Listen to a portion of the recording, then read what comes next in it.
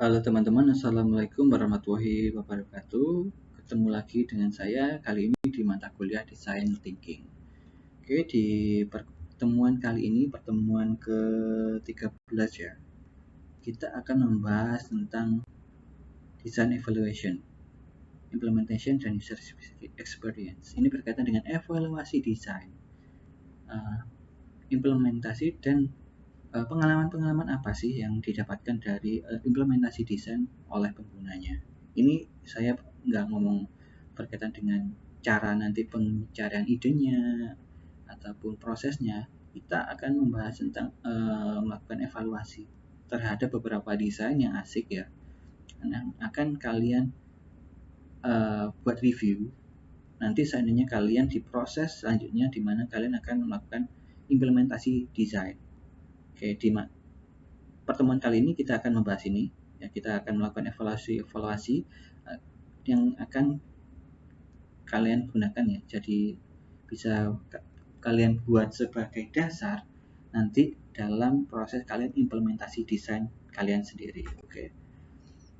Implementasi ini adalah berkaitan dengan how ya, bagaimana suatu desain itu diterapkan atau diproduksi dan diberikan kepada klien. Jadi implementasi desain ini adalah udah titik akhir ya, dari produk kalian itu diberikan kepada konsumen ataupun kepada klien.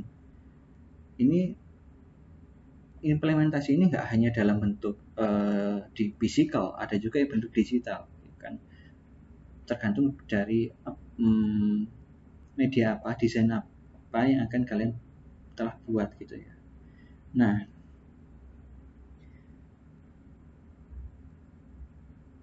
implementasi ini sebagai desainer kalian harus sudah tahu ya secara garis besar ataupun secara spesifik bahwa desain kalian ini sudah memberi jawaban atau setelah memberikan sebuah problem solving dari masalah yang diberikan oleh klien.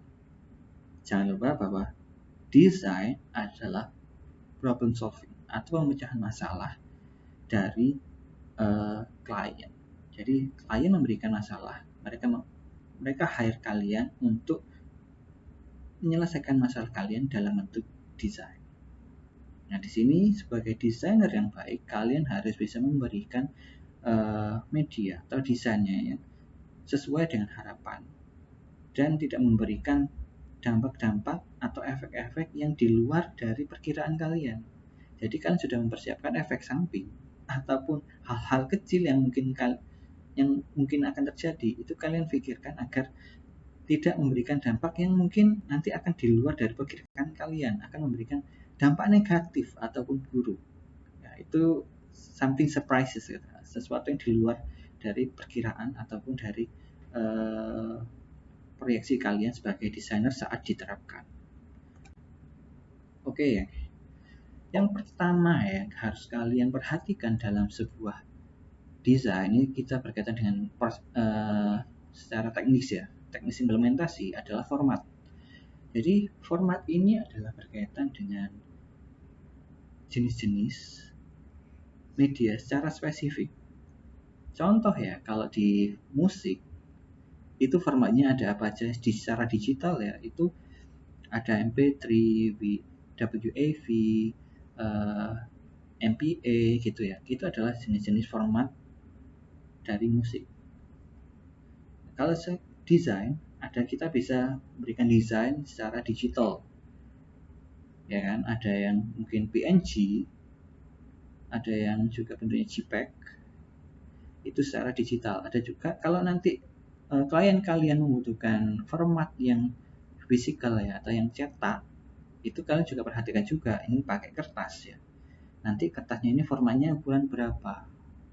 Oh, jadi bukunya ukurannya A5. Kertasnya pakai kertas apa? Ada banyak format kertas ya, jenis-jenis kertas ini masuk ke format. Oh, ini nanti pakai kertasnya HVS. Oh, ini pakai kertasnya art paper. Oh, ini pakai kertasnya karton. Format-format seperti inilah yang dipergunakan oleh desainer secara fisikal. Ya, banyak sekali jenis-jenis format yang ada di pasaran. Ya kan? Sebagai desainer, kalian harus memilih format yang tepat untuk diimplementasikan kepada desain kalian. Jangan sampai kalian dikotak-kotakan oleh format. Kalian yang harus memilih format ini agar desain kalian itu tepat sasarannya. Agar desain kalian ini bisa diterapkan dengan baik, tidak menjadi masalah selanjutnya. Ini berkaitan dengan implementasi desain atau penerapan desain secara global dan spesifik. Jadi ada banyak sekali jenis-jenis format yang di pasaran terkait dengan digital ataupun physical. Yang digital tadi kayak desain itu kan ya formatnya AI, formatnya PSD, formatnya JPEG. Nah, ini apakah desain kalian ini nanti pada format ini sudah menyelesaikan masalah ataukah nanti akan memberikan masalah baru? Nah, sebagai desainer kalian harus memperhatikan ini ya. Contoh di sini. Ini adalah desain yang digunakan ya untuk proses penggalangan dana. Part of it. Nah, desainernya adalah Daniel Stock. Nah, formatnya yang digunakan ini untuk memaksimalkan perhatian orang ya, exposure orang secara sosial, memberikan exposure atau perhatian orang-orang, banyak orang terkait suatu momen atau suatu benda atau suatu hal. Nah, di sini ini adalah berkaitan dengan asosiasi disleksia. Jadi kalau kalian lihat di sini ya, dia dari huruf-huruf ini langsung difokuskan ke no, menunjukkan bahwa tidak. Orang disleksia itu memiliki kesulitan untuk membaca. Nah, desainnya itu sangat asik ya kalau kalian lihat ini. Pasti kan kalian sudah banyak sering kali tiap hari membaca, apalagi udah alfabetik ini roman yang sudah kita pergunakan secara standar untuk tata tulis di Indonesia. Nah, di sini bagi kalian udah hal yang wajar, tapi bagi orang disleksia mereka itu memiliki gangguan dalam membaca. Nah, di sini desainnya ini membuat format yang bisa dibaca semua orang dan secara spesifik bisa dibaca oleh orang yang disleksia. No. Ini untuk penggalangan dana ya. Jadi di tote bag ini ada ceritanya gitu loh. Kenapa sih membuat tote bag seperti ini? Itu untuk penggalangan dana disleksia loh. Nah, seperti itu. Nah, desain yang seperti ini kan membuat orang itu bertanya-tanya. Ada story di balik dari desain ini. Formatnya apa? Formatnya tote bag yang bisa dibaca oleh banyak orang dan membuat exposure, memberikan banyak tanggapan dan banyak orang yang mengerti tentang disleksia ini. Jadi untuk social message, memberikan pesan secara sosial kepada masyarakat. Oke, selanjutnya ada seperti ini. Ini adalah Weekend Little Theater ya. Ini ada salah satu teater kecil. Nah, mereka membuat suatu buku katalog. Formatnya cetak kecil. Nah, untuk menarik engagement, bagaimana? Mereka ini membuat katalognya kecil sesuai dengan namanya mereka, Weekend Little. Bukunya ini benar-benar small, benar-benar little gitu ya, kecil sesuai dengan namanya si teater ini. Nah, hal yang kecil seperti ini itu bisa sangat entertaining atau engaging gitu ya. Jadi orang yang membaca, orang yang melihat itu tertarik dan mereka pasti akan mengingat bahwa ada loh si Weekend Little ini. At least meskipun mereka itu nggak mengingat Weekend Little, tapi mereka ingat bahwa ada buku katalog yang kecil seperti ini. Ini untuk menarik perhatian orang yang membaca ataupun orang yang meskipun belum mengerti Weekend Little, tapi mereka tahu bahwa ada gitu dengan katalog yang kecil seperti ini. Nah, poin-poin seperti itulah yang diinginkan dari sebuah format. Format kecil ini ya, buku yang kecil ini adalah bentuk formatnya untuk menggambarkan dari Weekend Little ini untuk menarik perhatian masyarakat, perhatian sosial gitu terkait dengan Weekend Little Theater. Oke, yang kedua adalah material. Tadi kan formatnya kan, sekarang bagian dengan bahan dan alat dan bahannya. Ada banyak sekali alat dan bahan yang sudah ada di pasaran. Sama seperti format tadi, bagaimana sih desainer itu memilih material atau bahan yang tepat untuk desainnya? Ini adalah kaitannya sangat erat ya, ini sangat teknikal sekali. The Art of Jazz. Nah, kalian bisa baca kak ini, The Art of Jazz di kapan kayu ini. Ini ada The Art of Jazz ini berkaitan dengan apa ya? Exhibition atau pameran dari artis Damien Hirst dan Chapman Brother. Ini adalah sebuah undangan ya. Undangan ini dibuat dari apa namanya? Papan dari jazz, papan dari catur. Bahannya itu sama. Nah, bentuknya juga mereka itu menggambarkan dari bentuk bahannya dari kayu kan. Bentuk-bentuknya kotak-kotak juga dengan catur. Nah, di sini juga ada tulisannya The Art of Jazz. Nah, undangan ini sangat menarik gitu. Undangannya ini terkait dengan sebuah pameran dari jazz atau catur. Nah, undangannya juga berbentuk catur. Orang pasti langsung, wow, undangannya keren nih. Selain itu juga ada kesan bahwa exhibition ini atau pameran ini juga suatu pameran yang besar dan memiliki nilai inovasi yang tinggi gitu ya, kreativitas yang tinggi dari bentuk invitasinya aja, dari bentuk undangannya aja. Jadi undangannya nggak cuma bentuk kertas tapi malah ini dari kayu gitu ya, untuk menarik orang. Kayu yang di-engrave. Jadi bentuknya seperti ini.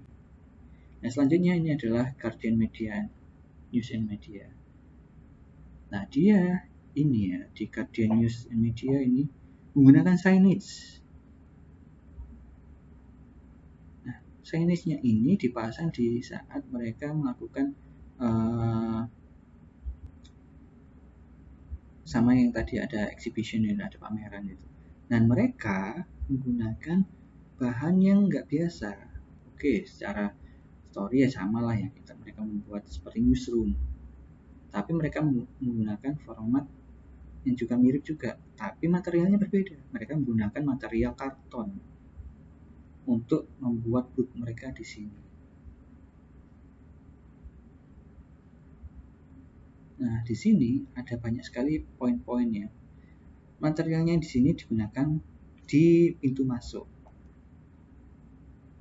Di sini pintu masuknya ini digunakan kartonnya ini nggak dibuat rata, tapi mereka membentuk 3D, ya kan, dibuat kotak. Dan sini memberikan efek visual, view of point, bahwa mereka ini adalah mereka ini bentuknya itu nyata gitu, dari newsroom mereka ini yang dipamerkan di sini. Ya, seperti itu. Ini untuk menarik orang-orang yang ada di pameran tersebut. Kalau mereka lihat secara spesifik, oh ini dari karton. Kenapa kok dari karton? Nah, itu ada pertimbangannya sendiri. Mulai dari harga, mulai dari kebutuhan, nanti juga efek selanjutnya.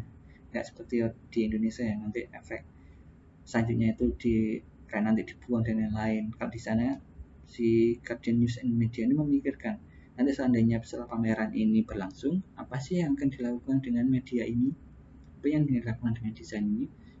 Jadi mereka menggunakan di sini karton agar bisa didaur ulang. Nah, ini berkaitan dengan interior, desain interior dan arsitektur ya. Dia membuat desain kursi. Nah,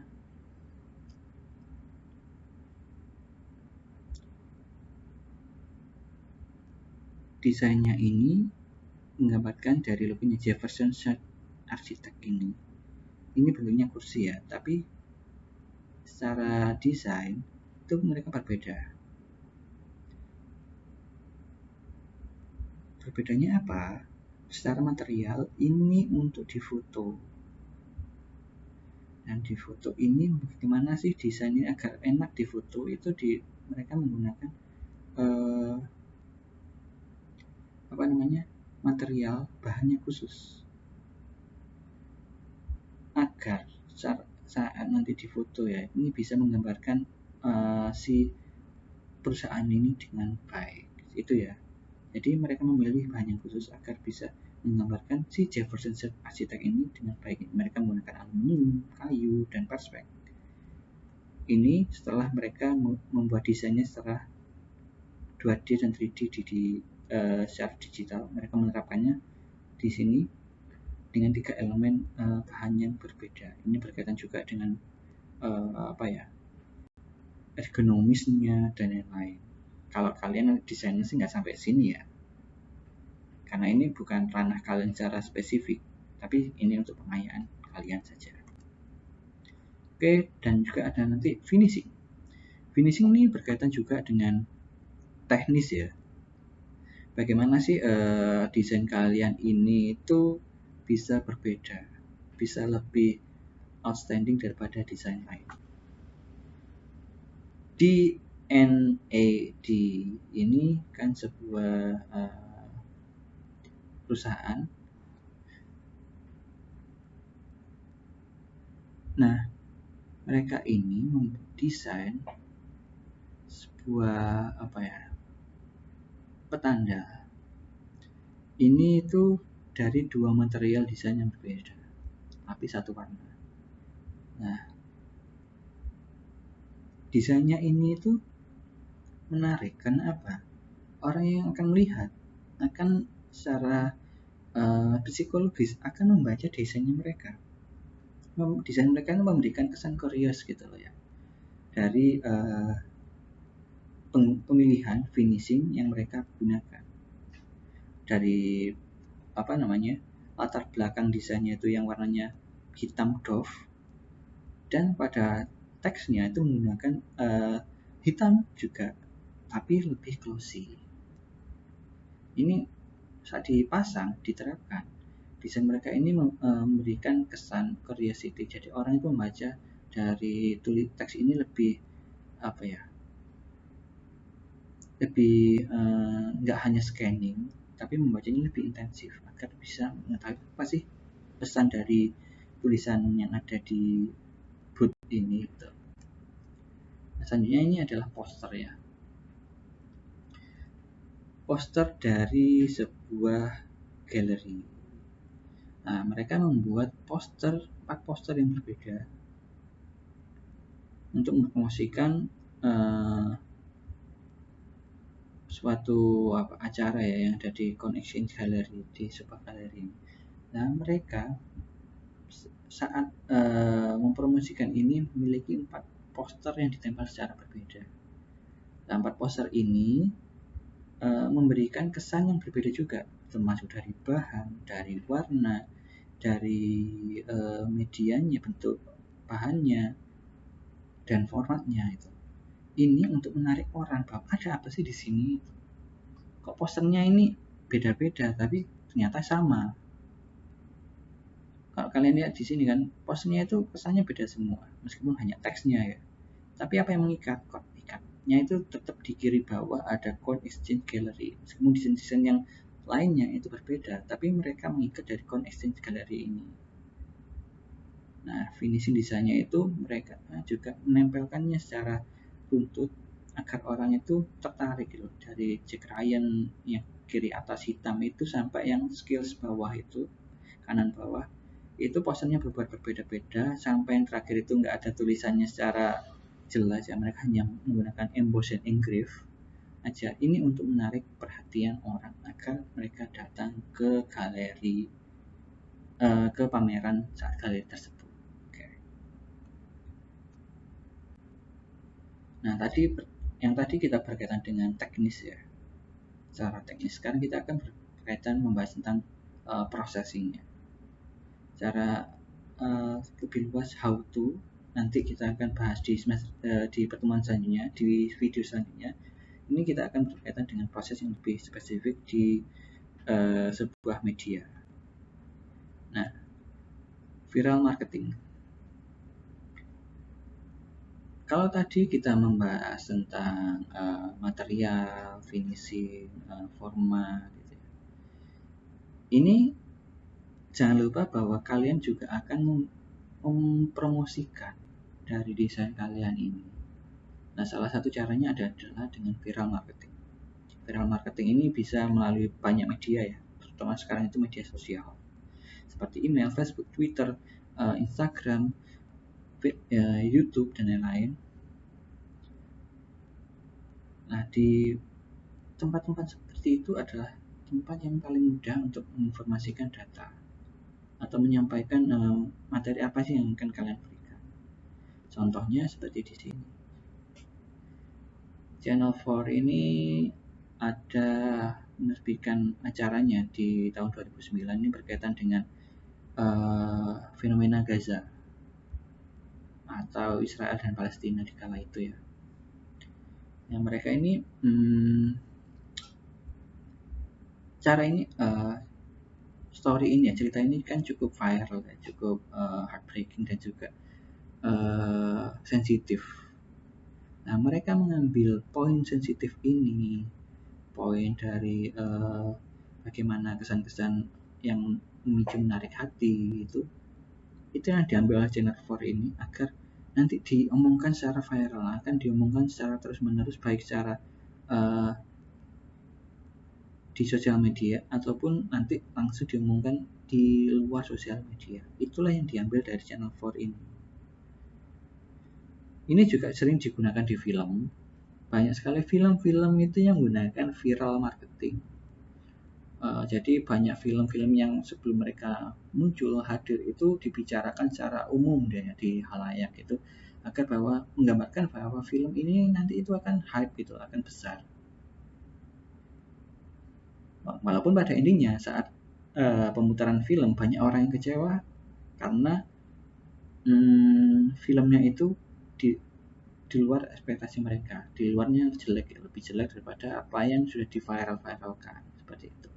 Ini adalah proses dari viral marketing, di mana seseorang itu menarik perhatian banyak orang dengan cara apa? Mereka menggaung-gaungkan, mereka secara dogmatis ya, menggaung-gaungkan cerita yang sama atau yang menyentuh hati ataupun yang sesuai dengan emosional seseorang terus-menerus agar terkesan bahwa satu bentuk media ini adalah hal yang benar atau bahasanya mungkin pengarahan opini secara terus-menerus agar terkesan bahwa desain atau momen ataupun apapun itu ya yang kalian promosikan itu ada sesuatu yang menarik. Itu ada poin dari viral marketing. Nah, ini berkaitan juga dengan skill. Implementasi media itu bisa besar, bisa kecil secara implisit. Maksudnya apa? Media kalian nanti bisa kecil, contohnya kartu nama. Bisa juga yang besar, kalian bisa membuat mural yang besar satu kota atau 3x3 meter. Kalian bisa membuat billboard atau yang besar di tengah kota, ataupun juga film durasi 15 menit itu scale besar, bisa juga scale kecil. Kan cuma membuat katalog kecil, buku kecil, kalian bisa membuat promo short movies, short videos, itu skill. Nah, tapi skill yang di sini adalah skill dari media kalian. Yang utama dari skill di sini adalah skill bentuk dari impact-nya dan juga side effect-nya. Impact dari media kalian atau desain kalian dan juga side effect-nya dari desain kalian ini nanti. Jadi karena selain memikirkan dari efek besar dari desain kalian, marketing kalian, promosi kalian, juga membicarakan tentang side effect-nya. Apa yang terjadi setelah desain kalian ini menyebar dan terkenal ataupun viral gitu ya. Apa yang nanti akan terjadi. Ini berkaitan dengan sesuatu yang besar dan sesuatu yang kecil. Skill ya. Nah, ini Populinscape ini adalah perusahaan yang bekerja di pengolahan tanah untuk pertanian. Mereka ini kan terus berhubungan dengan petani ya, banyak petani dan orang yang mungkin juga nggak bertani. Nah, mereka banyak bersinggungan ini secara tatap muka. Karena itu mereka membuat suatu media kecil yang sering digunakan saat mereka tatap muka, yaitu kartu nama. Kartu nama ini kan kecil ya, dan menurut saya sudah sangat membosankan. Tapi si Popol Landscape ini membuat kartu nama ini lebih menarik. Mereka membuat kartu nama ini itu bentuknya seperti tag tanaman. Kalau di Indonesia ini nggak terlalu lazim, tapi di Amerika sana itu sering di pertanian itu mereka membuat tag tanaman atau penanda tanaman gitu ya di pertanian untuk entah itu untuk penelitian atau apa. Nah di sini si Popol Landscape ini mengetahui bahwa para petani ini atau calon petani ini itu sangat banyak engage atau sangat berkaitan dengan si tag tanaman ini. Makanya mereka membuat desain dari kartu nama mereka ini yang menarik perhatian selalu, yang selalu diingat gitu ya. Kecil kan, desainnya itu kecil, tapi memberikan impact yang besar. Seandainya saja ini orang itu nggak pernah bertani, mereka juga akan mengingat bahwa ini ada kartu nama yang mirip dengan yang sering aku lihat di tanaman loh. Itu ya. Jadi impact langsungnya itu kepada petani bahwa ini adalah hal yang berkaitan langsung dengan mereka. Side effect-nya, efek kecilnya, itu nanti kepada orang yang nggak berkaitan dengan petani atau nanti selanjutnya itu mereka akan terkenang-kenang bahwa ada desain yang seperti ini. Desainnya siapa? Popol Landscapes. Oke, seperti itu. Nah, ini adalah salah satu bentuk implementasi media yang sangat besar ya, yang di Kentish Town Healthcare. Mereka membuat mural, membuat cat, memberikan cat kepada di dinding-dinding dari healthcare mereka yang di healthcare itu apa ya, puskesmas lah, anggap aja di puskesmas mereka itu ya, Kentish Town Healthcare ini puskesmas Kentish Town itu. Fungsinya apa? Nah, di sini mereka mendesain mural ini agar para customer, orang-orang yang sakit, orang yang berobat ke sana itu nyaman. Nggak merasa bahwa mereka itu ada di puskesmas yang menjemukan, banyak orang sakit, mungkin juga tidak nyaman. Kalian nyaman sih nggak sih kalau dari rumah sakit atau puskesmas? Pasti kesannya itu banyak orang sakit, nggak menyenangkan dan lain-lain. Nah, mereka si Kentish Health Town ini membuat desain mural di tempat mereka itu agar orang itu nyaman, bahagia, enjoy gitu ya, dengan warna-warna yang cerah. Itu impact yang diinginkan. Nah, side effect-nya nanti kalau seandainya mereka setelah ada ke Kentish Town Healthcare ini, nanti akan teringat bahwa ada kesan yang baik di tempat ini, dan mereka nggak akan ragu untuk mengajak orang lain untuk datang ke sini. Ya, itu adalah side effect kecil selain efek yang besar ya, itu ke personalnya dari pasien di sini. Tapi selanjutnya adalah pasien ini akan mengajak orang ke puskesmas ini karena mereka punya pengalaman baik secara emosional di sini. Seperti itu. Jadi dampak besar dan side effect-nya itu dapat tidak hanya dari media yang besar seperti Kentish Town ini, tapi juga bisa dari media kecil seperti yang di Popol Landscapes tadi. Oke, sini saya nggak terlalu ngomong banyak ya, karena saya merasa ini sudah cukup panjang, 30 menit. Mothercare ini perusahaan yang menjual kebutuhan anak. Ya. Tapi di sini kalian lihat ada gambarnya terus-menerus ya, ada seperti gambarnya gaya-gayanya gaya naif. Yaitu gambar-gambar yang sering dibuat oleh anak-anak kecil. Tapi kalian ingat, pembeli dari kebutuhan anak ini bukanlah bayi atau anak kecil, tapi orang tua mereka. Tapi orang tua mereka itu akan melihat secara psikologis, secara emosional menyadari bahwa ini untuk anak mereka. Mereka akan membeli dengan seri-seri gambar-gambar yang banyak seperti ini. Mereka akan tertarik gitu. Kalau di Indonesia kan banyak produk popok, produk bayi, itu gambarnya bayi. Nah, si Mothercare ini memberikan ilustrasi yang berbeda. Mereka nggak ada tulisan kan ini for infant gitu kan, tapi sekali lihat orang tua itu akan tahu bahwa ini produk untuk anak-anak mereka. Karena apa? Secara psikologis dan emosional, pembeli target audience ya itu akan tertarik dengan desain-desain yang relate dengan apa yang akan mereka gunakan. Ini gunakan untuk bayi, relate kan gambarnya seperti ini. Oke, selanjutnya ini dari GWD Media, mereka membuat desain. Jadi ada suatu studio, mereka diberikan desain yang sederhana ya, lingkaran hitam yang tengah itu lingkaran dan seperti kacamata. Itu setiap stepnya diberi waktu dan tempat untuk menggambar desain karakter dari bentuk dasar tersebut. Seperti itu pada dasarnya ya. Oke, lanjut saja. Nah, Ted Modern ini adalah perusahaan yang menjual playground atau mainan anak-anak ya, mainan hiburan anak. Nah, si Ted Modern ini mereka memiliki dua katalog series. Tapi mereka nggak menyebutkan secara detail bahwa ini katalog seri 1, seri 2. Tapi mereka menggambarkannya dengan cover bukunya, cover dari katalognya yang nyambung.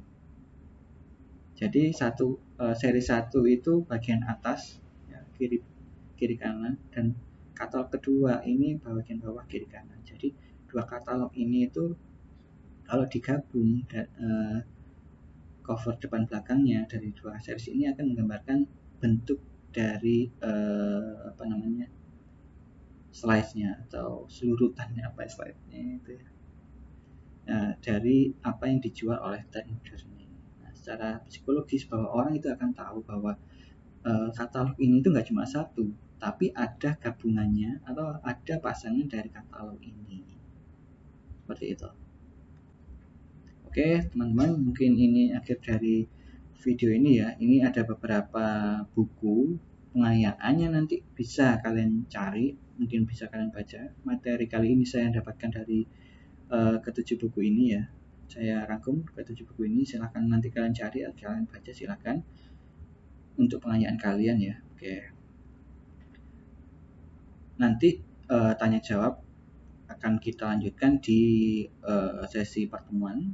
Dan juga nanti ada lagi video ajar selanjutnya yang berkaitan dengan proses penerapan, bagaimana sih cara brainstorming, caranya untuk mencari ide agar implementasi dari desain kalian itu tepat sasaran.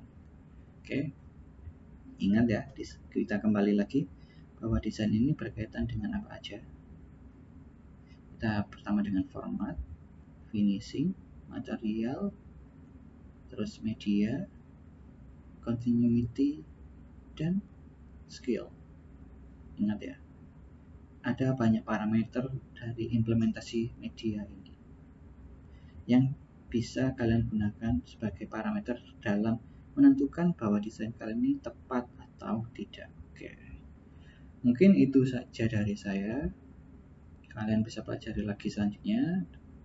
Kalau kurang jelas kita akan bahas di pertemuan. Oke, wassalamualaikum warahmatullahi wabarakatuh.